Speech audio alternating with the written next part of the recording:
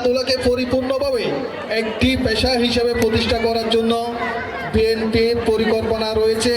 তারই ধারাবাহিকতায় ইতিমধ্যে প্রত্যেকটা উপজেলায় 5 জন করে ক্রীড়া শিক্ষক নিয়োগ দেওয়ার প্রক্রিয়া শুরু হয়েছে। ক্রিকেট, ফুটবল, অ্যাথলিট সহ 5টা খেলার বিষয়ে আজকে আমাদের যারা খেলেছে তাদের জন্য অবশ্যই সুখবর হচ্ছে, আপনি যতই ভালো খেলবেন আপনি ততই এগিয়ে যাবেন।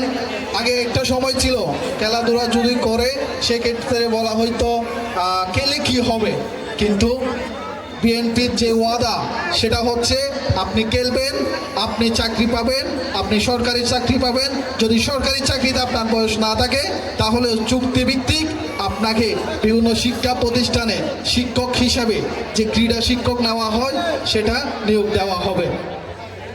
কাজেই আমরা মনে করছি আগামীতে শুধু ক্রীড়াঙ্গনের ক্ষেত্রে নয়, আমাদের যুব সমাজ যারা 18 বছরের পরে কিংবা 18 বছরের আগে খেলাধুলার সাথে জড়িত হয়,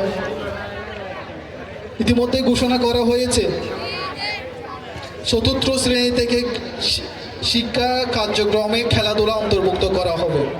তাতে করে আমাদের ছোট ছোট যেসব বাচ্চারা লেখাপড়া করবে তারা এই লেখাপড়ার সাথে সাথে, আগে আমরা কারিগরি শিক্ষার কথা বলতাম, কারিগরি শিক্ষার পাশাপাশি এখন খেলাধুলায় এইভাবে মনোযোগ দিতে হবে যেন আমাদের